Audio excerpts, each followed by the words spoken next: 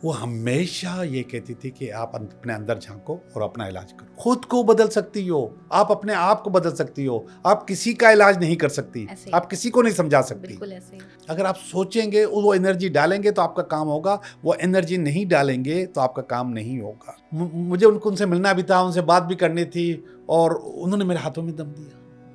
उन्होंने बोला अच्छा भैया अल्लाह हाफिज, और वो अल्लाह हाफिज करके खामोश हो गए। हम माफ़ी नहीं मांगते, ये दुआ कह रही है कि माफ़ी मांगो। फीलिंग्स आपको पे करनी होगी, हर जगह फीलिंग देनी होगी।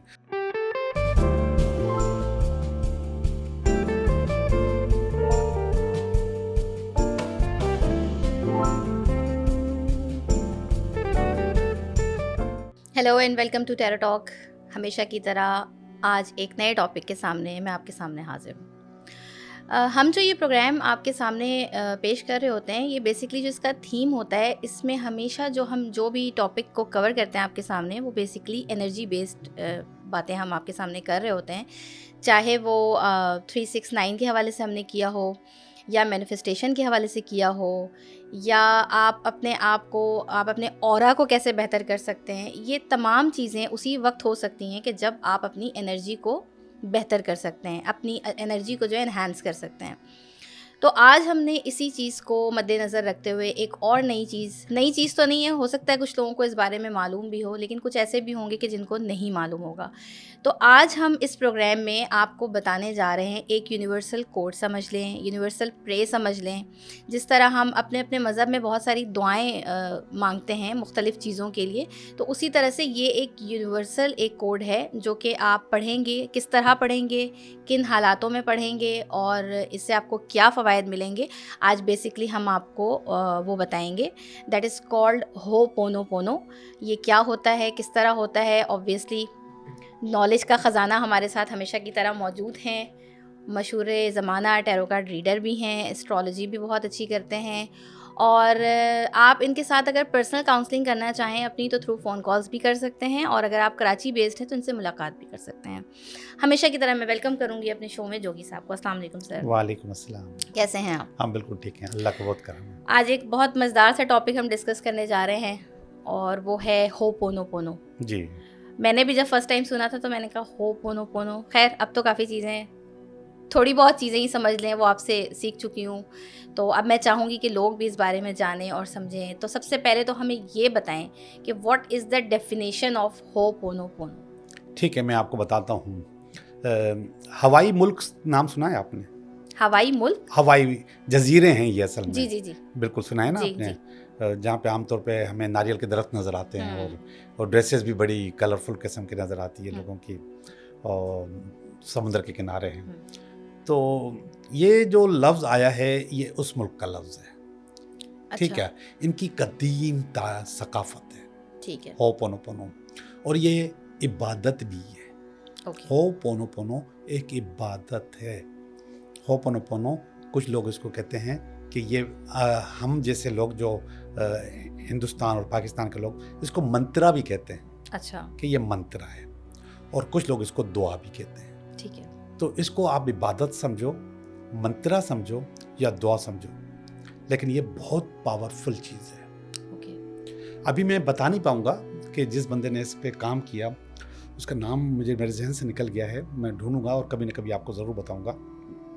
ये एक नफ्सियाती डॉक्टर था। अच्छा। ये एक नफ्सियाती डॉक्टर था और लोगों का इलाज किया करता था। और नफ्सियाती चीज़ें ऐसी होती हैं कि इसमें आपको डिस्कस करना पड़ता है, बैठ के बातें करनी पड़ती हैं, तभी जाके आप इलाज डिस्कवर करते हैं।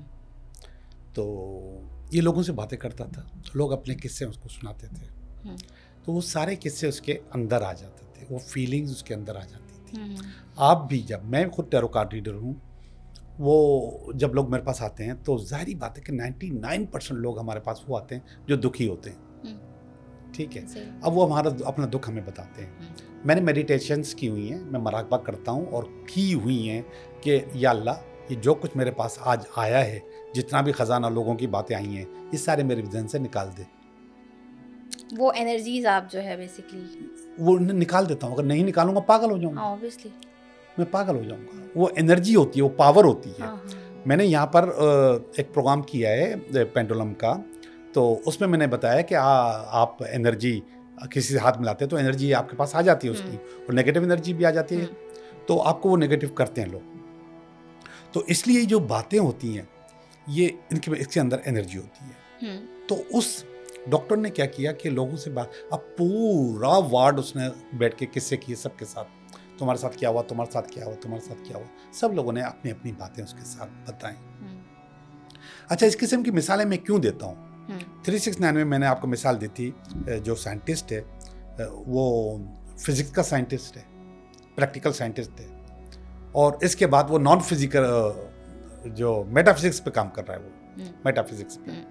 तो मैं मिसाल इसलिए दे रहा हूँ कि इसमें जान है तभी तो एक फिजिक्स का बंदा मेटाफिजिक्स के लिए सोच रहा है।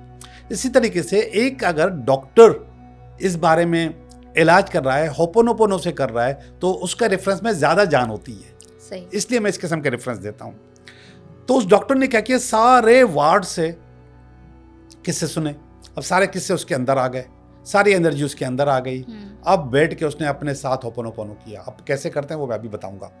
उसने अपने साथ होपोनोपोनो किया। अब लोगों के इलाज करने के बजाय वो अपनी फीलिंग्स, अपनी एनर्जी जो उसने वसूल की है लोगों से, उसका इलाज करना शुरू कर दिया। लोग सही हो गए। अच्छा, यानी जिन जिन लोगों से उसने मतलब बातचीत की थी, डिस्कशन, उनकी एनर्जी आ गई। हाँ, उसके बाद वो लोग हील अब उसने उनको हील कर दिया। उसने अपना इलाज किया और उनकी हील होगी। नाम मेरे जहन में नहीं है, ढूंढेंगे तो आप लोगों को भी मिल जाएगा, मुझे भी मिल जाएगा। मैं गलती करता हूँ, मैं असल में बहुत गलत कर रहा हूँ कि मैं कागज़ और पेन का इस्तेमाल नहीं करता। पहले बहुत करता था, अब हर चीज़ इसमें डाल देता हूँ और इसी से पढ़ता हूँ। आसानी हो गई है ना। तो ये भी अपनी जगह एक अलकसी है, और इस अलकसी की वजह से वो मैं तीसरा प्रोग्राम जो चेंज कर दिया आपके साथ जो बात कर रहा था, वो इसकी वजह से चेंज किया कि उसमें मुझे बहुत लिखना है। सही है। बहुत बातें करनी है ना, तो बहुत लिखना है, इसलिए वो मैं नहीं कर सका। टाइम मेरे पास कम होता है। आप खुद कहती हो कि अचानक बताते हो कि क्या करना है। जी जी जी, बिल्कुल। ठीक है, तो उसने अपना इलाज किया। मेरी जो उस्ताद थी, जिसने मुझे पढ़ाया, जिसने टैरो सिखाया, जिसने मेडिटेशन सिखाई, उसका नाम है कोकब जी। वो हमेशा ये कहती थी कि आप अपने अंदर झांको और अपना इलाज करो। कोई प्रॉब्लम आती थी तो कहती थी कि अपने अंदर झांको, अपना इलाज करो। सना, मुझे आप ये बताएं, आपके घर में जितने लोग हैं, 3 4 1 2 3 लोग, 3 लोग हैं, है ना? 4 हैं? 4 लोग हैं आपके घर में। आप 4 लोगों को बदल सकती हो? नहीं। आप किसको बदल सकती हो? खुद को बदल सकती हो। आप अपने आप को बदल सकती हो। आप किसी का इलाज नहीं कर सकती, आप किसी को नहीं समझा सकती, आप किसी को कायल नहीं कर सकती। आपकी सोच आपकी बहन से नहीं मिलती, आपकी सोच अपने भाई से नहीं मिलती, आपकी सोच अपने वालिद साहब से नहीं मिलती, आपकी सोच अपनी वालदा से नहीं मिलती, और इन लोगों सबकी सोच आपसे नहीं मिलती। सबका अपना अपना स्टाइल है, अपनी अपनी बातें हैं, अपनी अपनी चीजें हैं, और सब लोग अपने अपने फॉर्मेट के अंदर जी रहे हैं। अब लोगों का इलाज कैसे करोगी, लोगों को हील कैसे करोगी? वो आपको सुनने को तैयार नहीं है, आपकी बात मानने को तैयार नहीं है, तो आप कैसे करोगी? अब आपको खुद पे काम करना होगा। सही है। वो लोग खुद सही हो जाएंगे। सही है। और मैडम कोकब हमेशा ये कहती थी कि खुद पे काम करो। बहुत प्यारी बात कही है। हाँ, बहुत प्यारा। हाँ, कि अपने तो अभी भी जो मेरा जो ब्रेकअप हुआ था, तो मेरे ब्रेकअप पे उन्होंने मुझे यही मशवरा दिया। अमेरिका में वो। अच्छा। तो उन्होंने यही मशवरा दिया था कि आप अपने अंदर में झांको, अपने आप को सही करो, अपनी चीज़ें बेहतर करो। इसका मकसद हरगिज़ ये नहीं है कि आप खराब हो। ये मैं आपको बता दूं, वो डॉक्टर ने जो इलाज किया, डॉक्टर ने इलाज की लोगों का किया, इसका मकसद वो सारी बीमारियां जो पूरे वार्ड की थी उसके अंदर नहीं थी। उसने लोगों का इलाज किया, मगर उसके पास एनर्जी मौजूद थी, उस एनर्जी से उसने लोगों का इलाज किया। इसको प्रे कहते हैं। अगर मैं कहूँ अल्हम्दुलिल्लाह रब्बिल आलमीन, ये एक अरबी का आयत है, अरबी की आयत है, तो इसकी माना क्या हुई?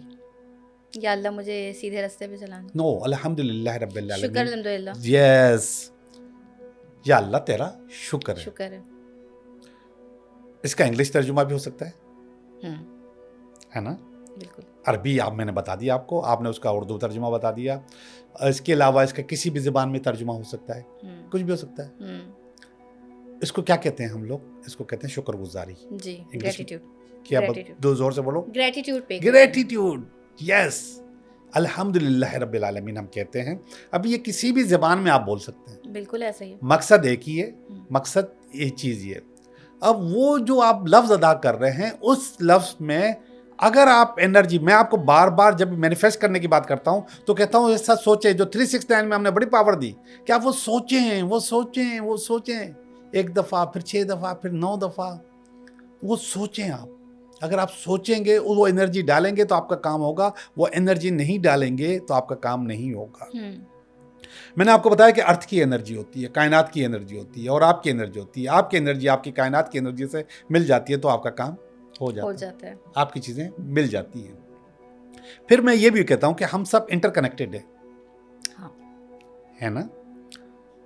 वैसे तो बहुत सारी मिसालें होनी चाहिए, मेरे पास कोई मिसाल नहीं है सिवाय लैला मजनू के कि वो लैला को बैत पढ़ते हो, मजनू को टीचर मारता था उस्ताद को हथेली पे, तो निशान लैला के हाथ में आ जाते थे। ये मत सिर्फ स्टोरी नहीं है, ये एक एनर्जी है, वो एनर्जी आप फील करते हैं।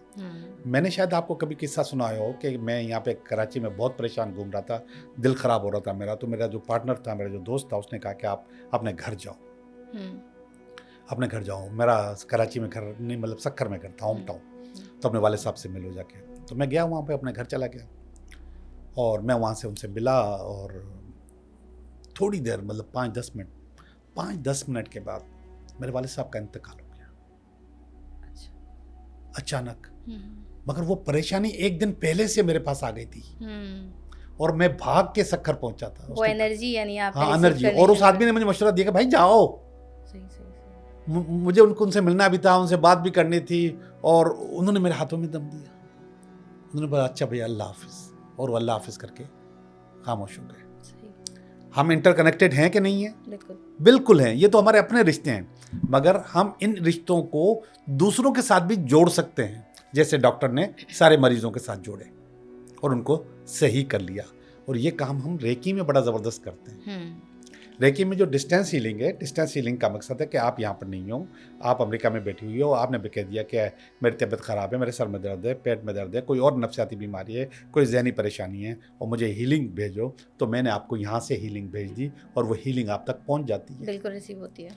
कोई तार नहीं, कोई कनेक्शन नहीं, कोई कोड वर्ड नहीं मिलाया मैंने, कुछ भी नहीं किया और वो हीलिंग आप तक पहुँच जाती है।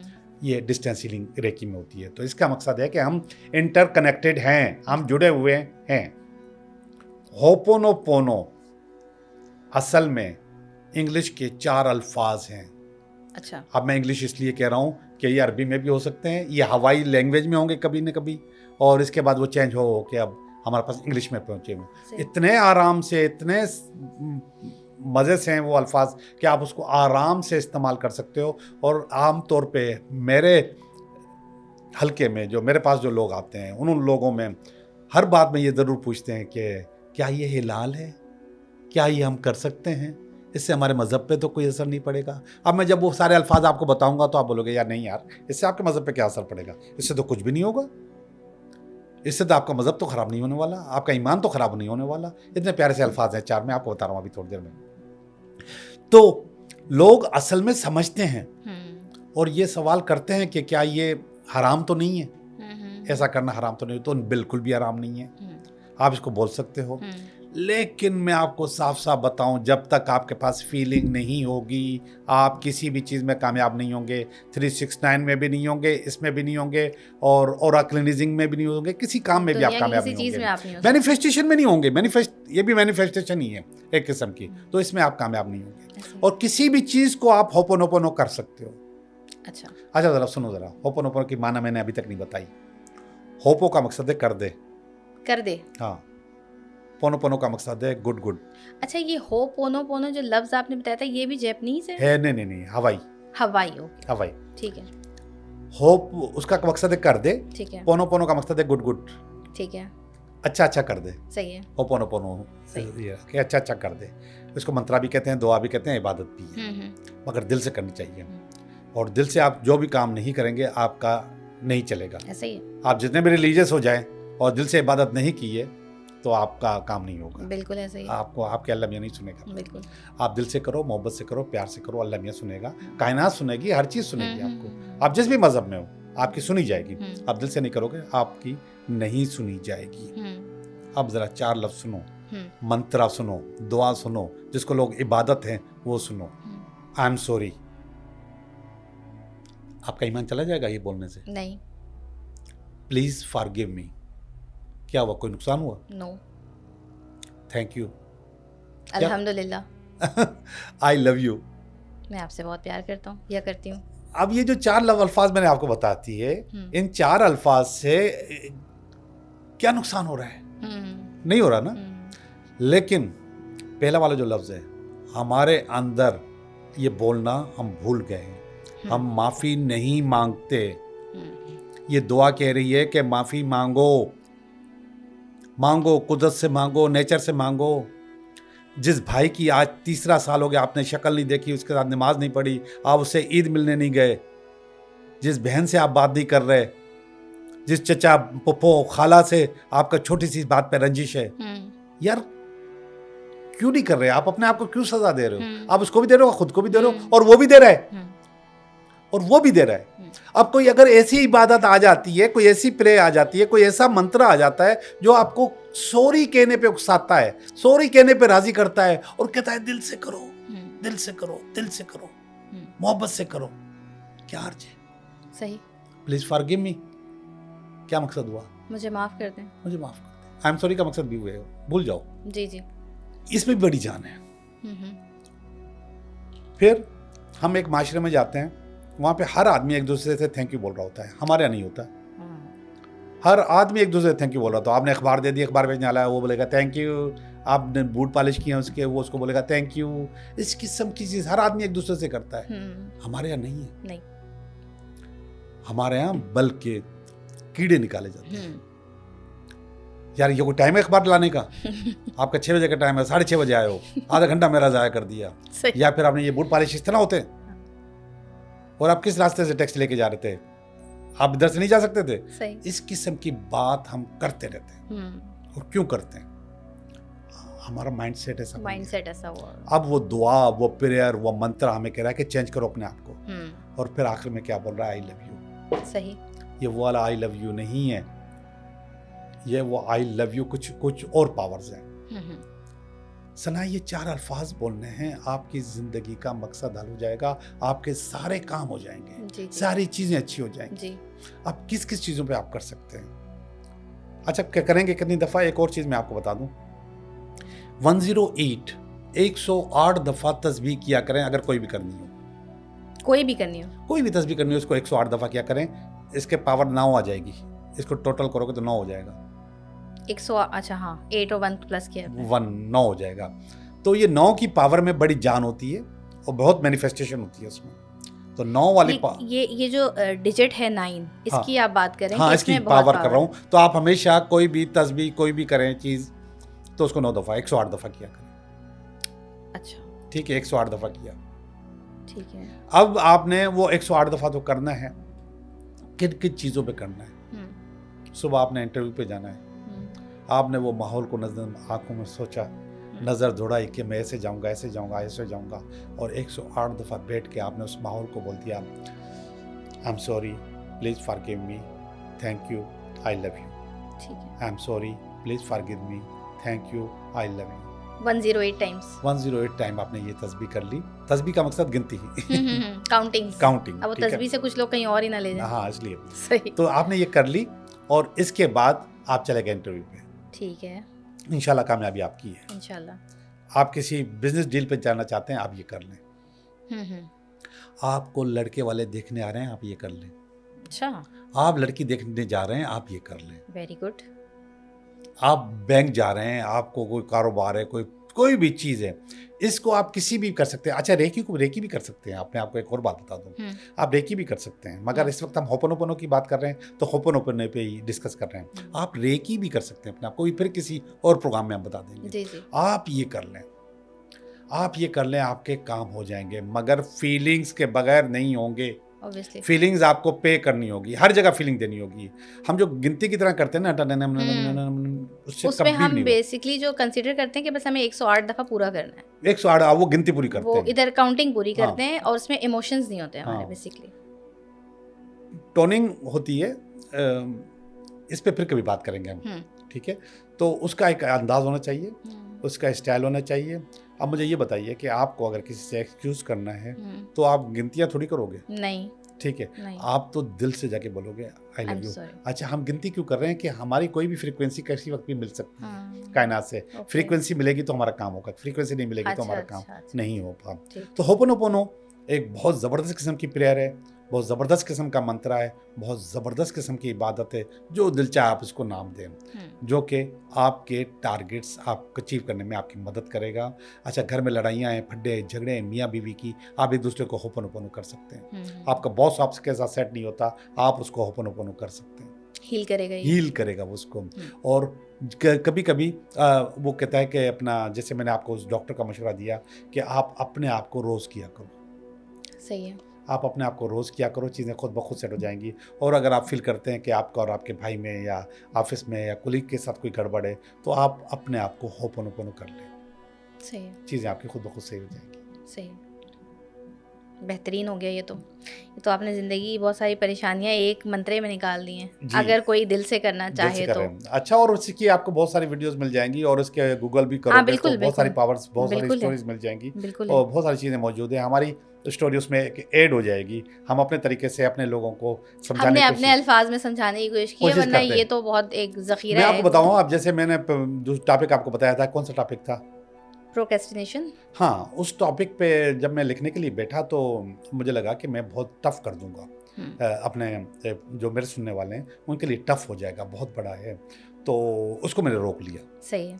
उसको मैंने रोक लिया। अब मैंने सोचा है कि मैं इसको करूँगा ज़रूर, लेकिन इसमें मैं अपने लेवल पे आके जो इतनी लोगों बड़ी को बात समझ में आ जाए, हज़म भी हो जाए और दिलचस्पी भी कायम ऐसे ही, रहे, ऐसे तो ही। इसको दोबारा बनाऊंगा मैं आपको, ज़रूर ये करेंगे हम। हाँ, ये बहुत अच्छा टॉपिक है और हाँ, लोगों को काफ़ी कुछ सीखने का मौका मौका इसमें भी मिलेगा मिलेगा, इससे। जो हमारा मेन टारगेट ही मेन बेसिकली टारगेट है। है, चूँकि मेरे घर में प्रॉब्लम है तो इसलिए मैं ज़रूर करूँगा। चलें जी, यहाँ हम अपने दूसरे प्रोग्राम को वाइंड अप करेंगे। हमने आपको बताने की कोशिश की है कि बहुत प्यारी बात, हमेशा इसको आप कंसीडर में रखिएगा कि बहुत सारी चीज़ों को हम रिलीजन के साथ कनेक्ट कर रहे होते हैं। देखें, रिलीजन हर बंदे का अलग अलग है। ये जो प्रोग्राम देख रहे हैं लोग, ये मुख्तलिफ़ मज़ाहिब के लोग देख रहे हैं, ये एक स्पेसिफ़िक मज़हब का कोई बंदा नहीं देख रहा है। तो हर किसी के अपने मज़हब के लिए एक अलग सेंटिमेंट्स होते हैं, एक अलग जज्बात होते हैं।